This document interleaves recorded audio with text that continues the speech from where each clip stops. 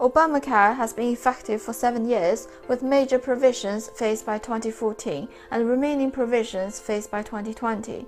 The average premium doubled from $232 to $476 per person after Obamacare's 2014 implementation.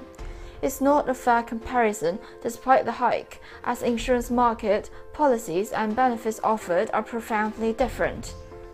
Recently, the New York insurer filed for a 16.6% premium increase for 2018, and the North Carolina insurer demanded a 22.9% increase. The increase is mainly due to the uncertainty of whether the Trump administration would fund cost-sharing reduction payments, which is a $7 billion reimbursement for low-income enrollees in co-pays and deductibles. While there are multiple attributable causes of the premium hike, it's still a reality and is taking a financial toll on customers, especially the middle class. Moreover, the growth in healthcare costs is faster than the growth in GDP, partly due to the subsidies and tax credits handed out in ACA, meaning that it's worsening the federal budget problem. Therefore, American Health Care Act, or Trumpcare, is being publicly released by House Republicans in March 2017. In May 2017, the House of Representatives voted to pass Trumpcare, sending the bill to the Senate. The Senate will redraft the bill instead of voting on the existing version. The bill allows states to decide if the insurers can charge higher premiums for people with pre-existing conditions.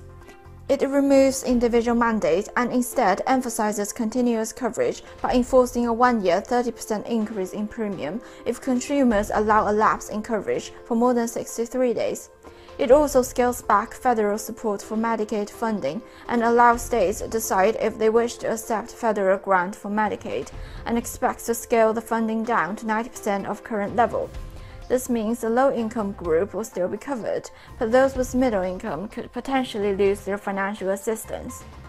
States get to choose if the 10 essential benefits have to be included in the policies by applying for waivers for the insurers.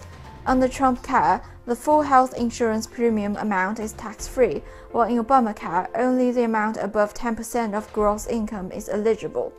In Obamacare, insurers cannot place annual and lifetime limits on coverage, but Trumpcare allows these limits.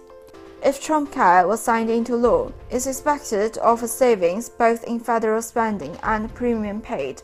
At the same time, it's likely to leave more people uninsured. The younger, healthier, and richer who mainly voted Democratic are better off. The older, blue-collar whites, or the very people who put Trump into office, are squeezed by the reform and face large out-of-pocket expense.